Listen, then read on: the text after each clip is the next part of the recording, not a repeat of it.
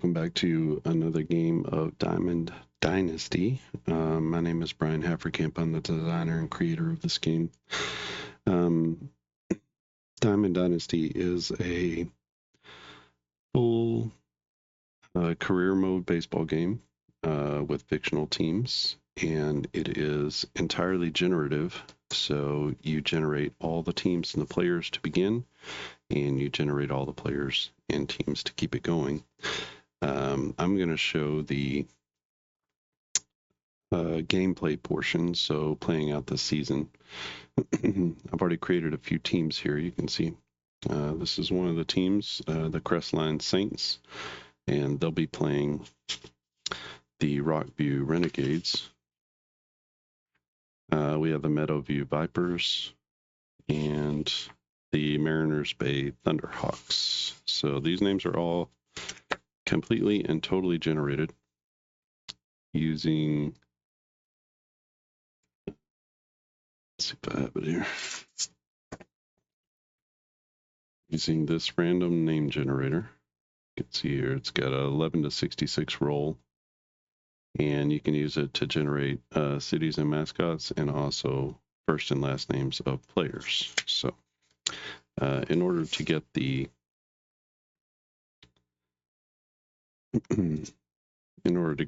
positions of the players here, I used a D10 roll, 1 to 9 for each position. If it's a 10, I re-roll. So that's how you decide, sort of randomly starting out with those players, but otherwise you're rolling to fill in all your players.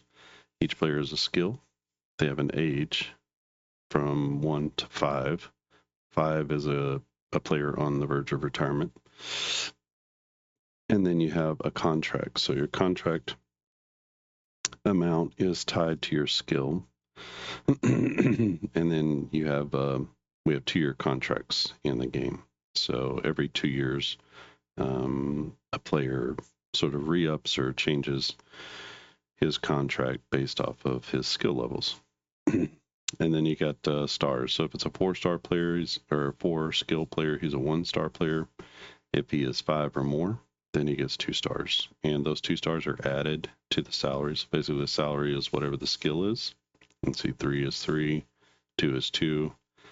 But 4 is a 5 because it's 4 plus 1 for the star. So your stars make a little extra money, which does count against your total contract. Like this is your team payroll, I guess. This is your team's total skill. This is their average age. And then this is how many stars. And so stars and skill are going to play into the part where we're going now.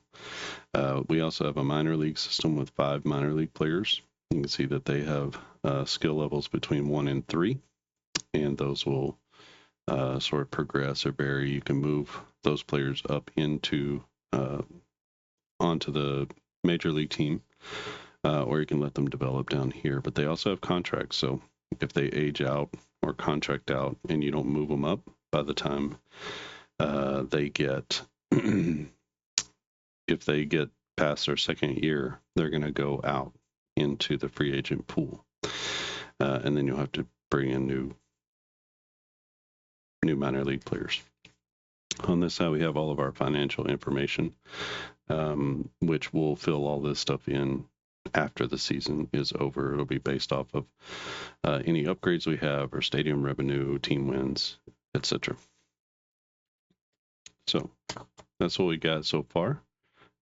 We have a chart here that tells us how to play a season game. So we're going to calculate the skill points, the number of stars, and a home field advantage for the home team. That's going to be our team modified total. And then we take the modified total here and we match it up. So if your total is 21, say, then your average runs per game are going to be 2. And that's kind of your baseline runs per game where you're going to start. And then you're going to check the runs chart, mark down the base runs per game. Then you take the pitcher skill value, which each pitcher has a skill value just like anyone else. You know, this is Zach Maddox. He is a 1 pitcher, which is the worst you can be. And then we're going to roll 2d6 dice, add the dice values for a 2 to 12 result, which we're going to use here. And then we're going to check the roll against the pitcher effect chart. So we're going to add the chart result, which is somewhere in here, to the team's runs per game.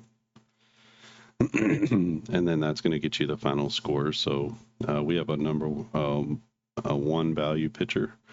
So you can see that his opportunity for adding more runs is going to be greater. So anything from 7 to 12, he's going to be adding runs to this base runs chart.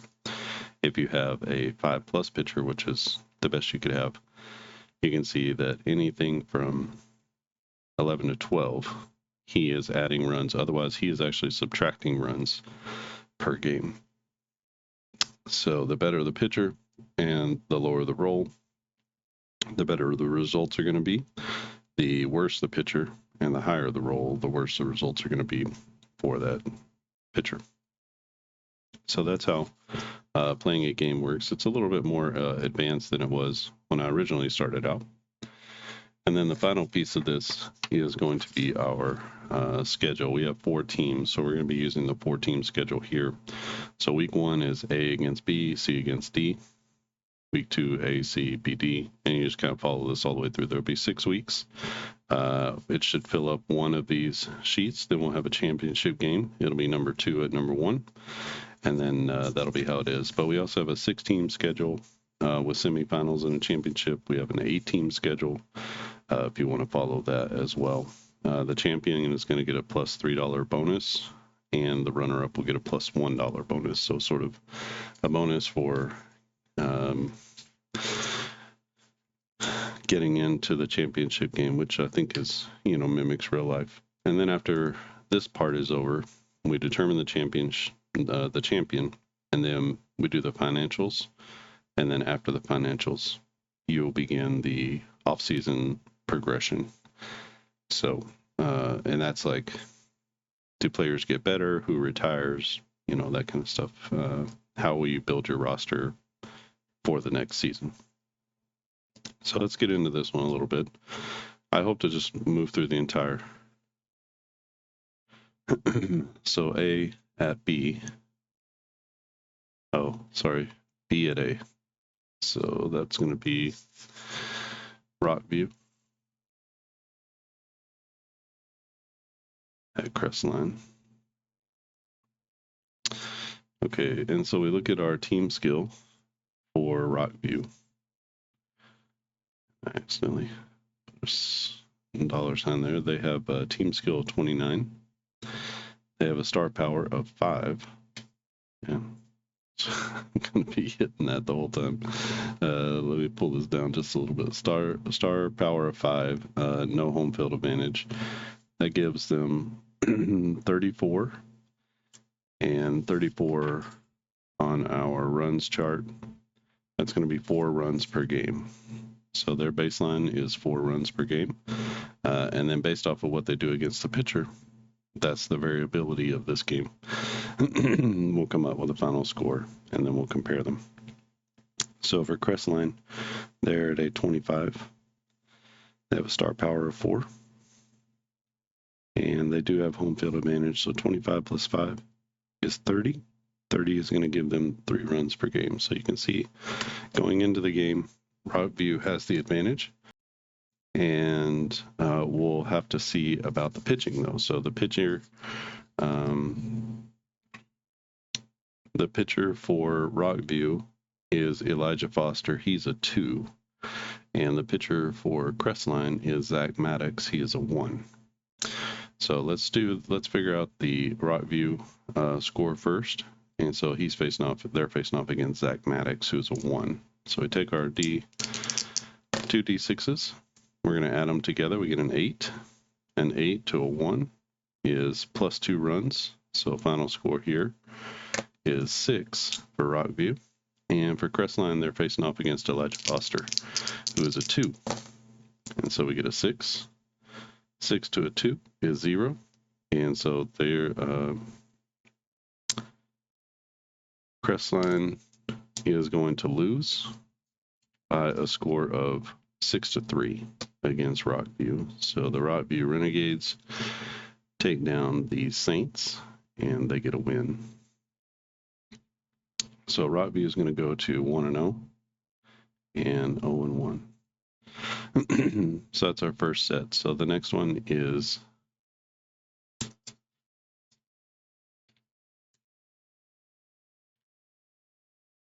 keep these things over here where I can see them all.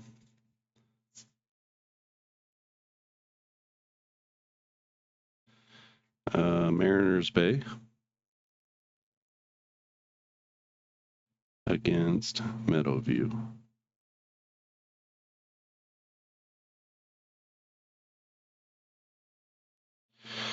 Mariners Bay is a 25. They have 4 stars, no home field advantage.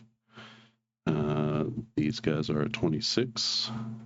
They have 4 stars and the advantage. So 31 gives them 3 runs a game. 29 gives them 3 runs a game. So evenly matched. And we check out their pitching. Jay Clark is a 2 for Mariners Bay, and Zach Blanchard is a 1 for Meadowview. So we'll be looking at Zach Blanchard first. We get a 5. A 5 against a 1 is going to be a 0. So pitches up to expectations there. And Mariners Bay has a +2 pitcher. So a 6 to a 2, that's also a 0. So we play to a tie. We do have rules for a tie. Let's just double check about extra innings. I'm basically just kind of following the game guide here. And the game guide says in case of a tie score, you'll need to play extra innings. Roll 1d6 for each team. The highest roll value wins the game. If the first roll is a tie, roll again. Continue rolling until there's a winner. So we're going to call this for Mariners Bay. That's a 2. And Meadowview, that's a 1. And so Mariners Bay is going to win this one by a score of 4-3. Call it 4-3. That'll be in extras. And Mariners Bay gets the win against a tightly contested Meadowview group. So that's our first week. So Rockview 1-0, Crestline 0-1, Mariners Bay 1-0, Meadowview 0-1. So the next series that we have is going to be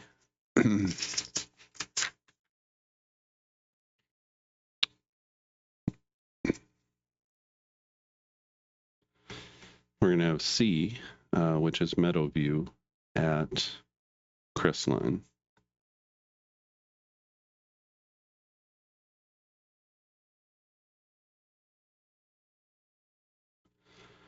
So Meadowview at Crestline, and Meadowview 26-4.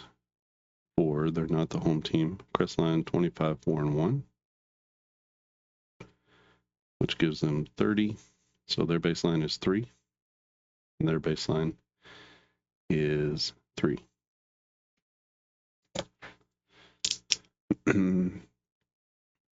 So Crestline's pitcher is Maddox. He's a 1. A 7 to a 1 is going to be 1 run extra. So he gives up 4 runs. And for Crestline and Meadowview, Zach Blanchard also a 1. So a 7 is also going to be a +1. So 4-4 tie. We're going to go into extra innings again. This will be for the first team and the second team. So the home team is a 5. And we'll call that a 5-4 victory for Crestline as they go to 1-1. Meadowview now 0-2 on the season. And then next up we have D at B. So Mariners Bay at Rockview. And the first season is kind of weird, but you start to understand the teams and kind of get to know them a little bit. So 29, 5, and 1. Obviously, Rockview is going to be the favorite, as they have definitely the most skilled team. And for Mariners Bay, 25 and 4.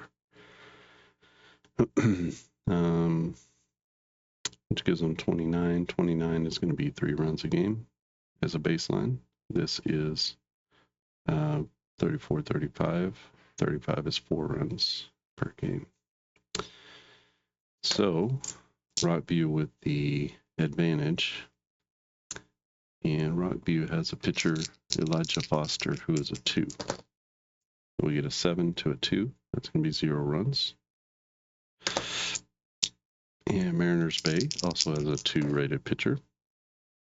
A 5 to a 2 rated pitcher is going to be -1, so he pitches well enough to get a tie.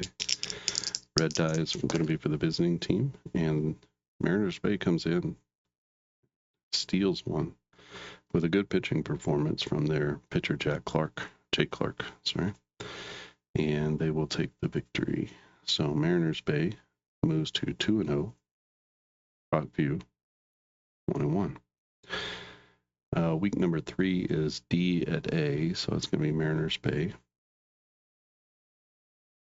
at Crestline.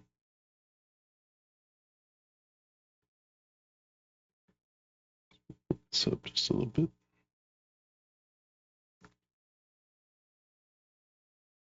So Mariners Bay at Crestline. Crestline is a 25, 4, and 1. Makes them a 3. Mariners Bay 25 and 4. Also a 3. So Crestline has a +1 pitcher, Maddox, 10 to a 1. He's going to give up 4 runs. So on top of that, so not a great game from Zach Maddox, as he gives up 7 runs to Mariners Bay. And for Crestline, it's an 8 to Mariners Bay, 8 to a 2 pitcher. He is going to be a +1. So Mariners Bay keeps up the winning streak. They move to 3-0. Crestline moves to 1-2. So tough loss there, as they get a bad pitching performance from their starter, Maddox. Definitely a position to upgrade for the future. They don't have any pitchers in their pipeline, so they might have to go the free agent route. So we've got, so this is week 1, 2, week 3. C at B, so Meadowview.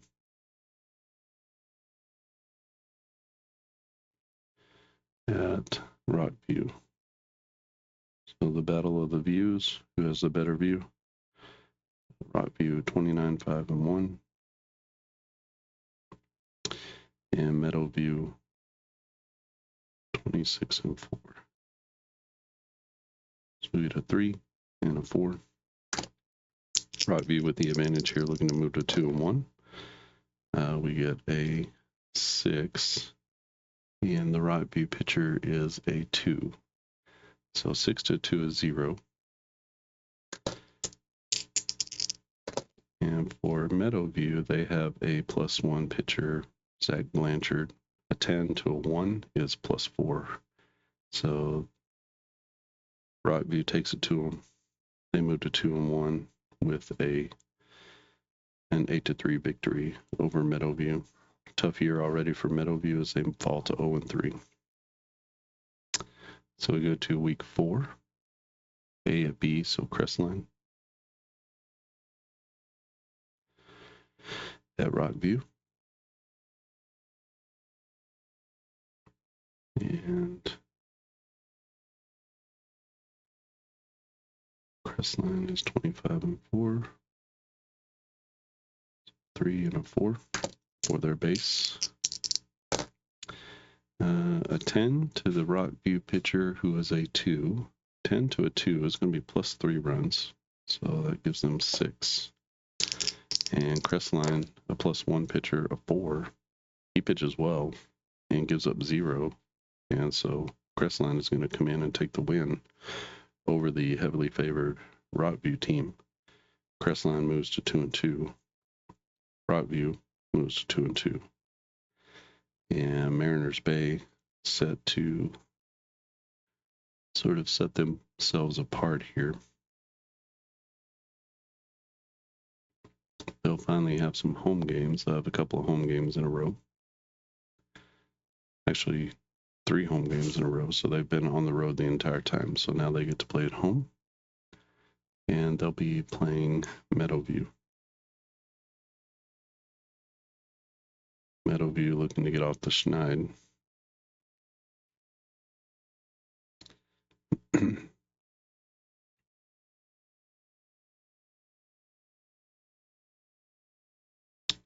So both teams at a 3.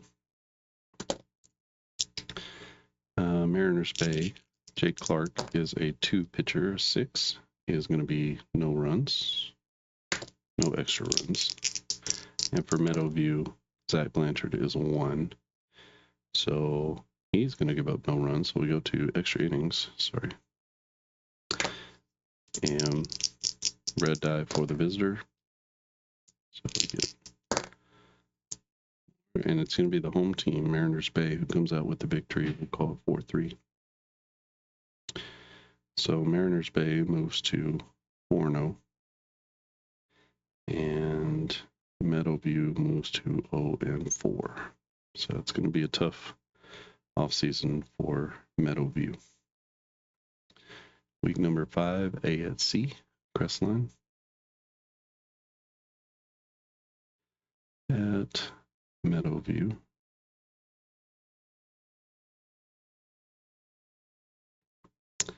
Meadowview 26-4-1. So that's going to make them a 31. 31 is 3 runs a game. And Crestline 25-4 is going to give them 3 runs per game. So another even matchup. Meadowview looking to get off the schneid here. A 12 to a 1 pitcher is no good. That's going to be 5 extra runs. So that's an 8 for Crestline. Crestline, Maddox goes to the mound, a 6, good pitching performance. He doesn't give up any extras, and that's going to be an 8-3 victory for Crestline as they move to 3-2 and 0-5 for the Meadowview Vipers, who are snake bitten, if I could say that. Next game, week 4, is C at D. Week 5, sorry, B at D. So that's Rockview at Mariners Bay. Mariners Bay undefeated so far. Rockview 29-5. They're good for 4 runs. And Mariners Bay 25-4-1. They're good for 3. So let's see if Mariners Bay can continue their success. Jake Clark on the mound. 9. Cinderella has left the building. He gives up 2 extra runs, so that's going to be 6. And they're going to have a big performance here, and they're not going to get it. As Rockview, it's Elijah Foster, who's a +2 pitcher, and he will give up no extra runs. So that's going to be Mariner Bay's first loss. So we'll call them 4-1. Sorry. And Rockview moves to 3-2.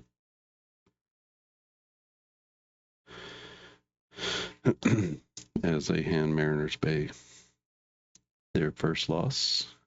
And the last season, or the last week of the season, is Crestline at Mariners Bay. And I'll just fill in the other. It's going to be Rockview at Meadowview.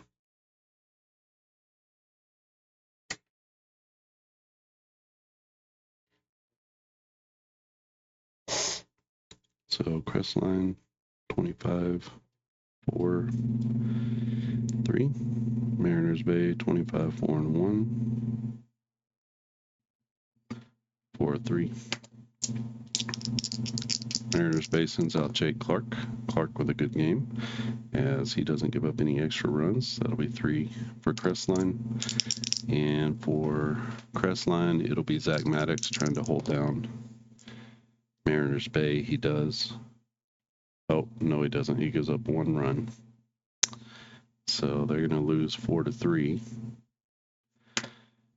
As Crestline just couldn't get any offense, and Mariners Bay goes, they're going to finish the season at 5-1. Crestline will finish at 3-3.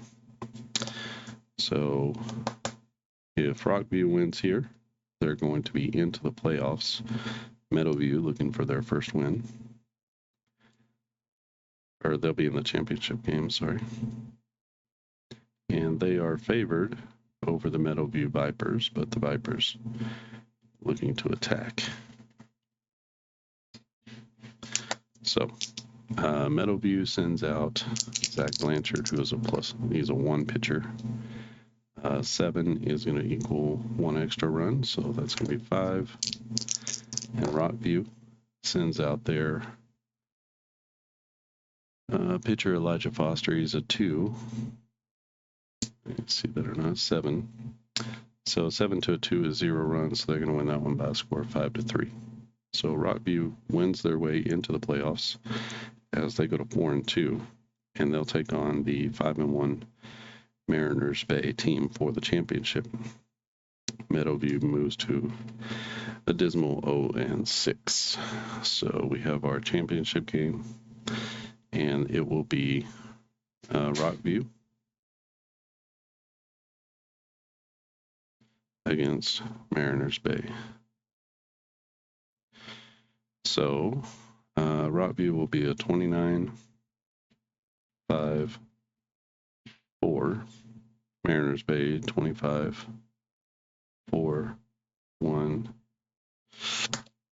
which gives them 3 runs per game to start. Again, we're just looking at our baseline runs per game, and then whatever the pitchers do is going to be determined, or will determine the winner, basically.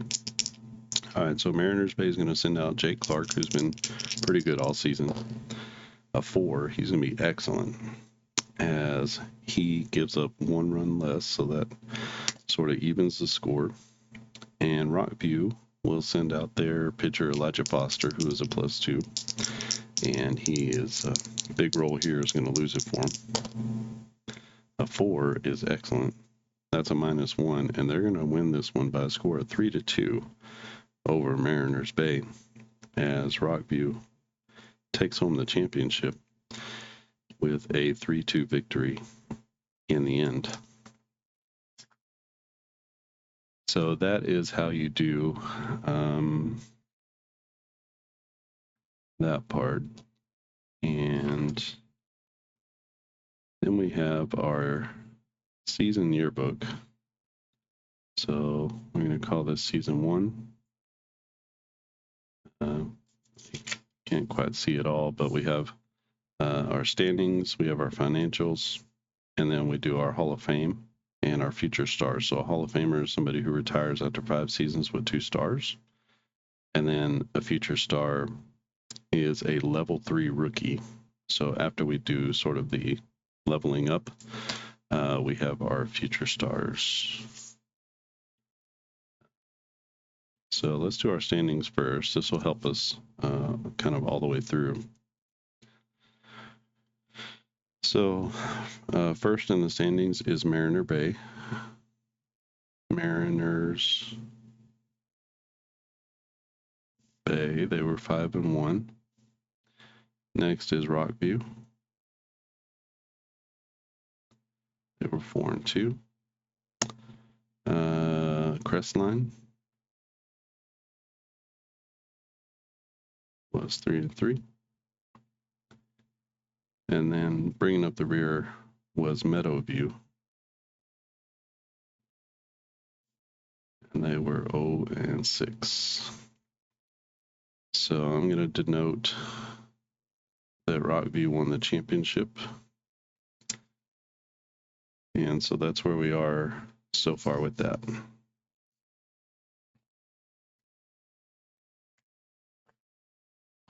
All right, I'll leave that video as is. That way it doesn't just continue forward, but you can see I went very slowly explaining things, and that was a half hour. Usually takes about 15 or 20 minutes to do the entire thing. And you can see after the playoffs and the championship comes the financial wrap-up phase. So I'll do a separate video for that one. That way you can check that out. If you want to see more videos about this, I believe I created a playlist on the here on the YouTube channel where you can check out the different components. And I think one of them I was going through the entire season cycle, so you can check that out. That's a long form video. If you have any questions or comments about this game, you can put it in the comments section, or you can email me at clarkandaddisongaming@gmail.com. If you like this video, just give it a thumbs up. Super easy way to support what I'm doing. Or you can go to you can go to clarkandaddisongaming.com and pick up a season of a game that's already published. This game is still in the works. It is not ready for beta yet, although if this playthrough goes well, I think I'll put it out there for beta and just let guys see it. A couple of people have been playing the game, but no real feedback yet. All right. I think that's it from here. Thanks for watching, and I'll see you again next time.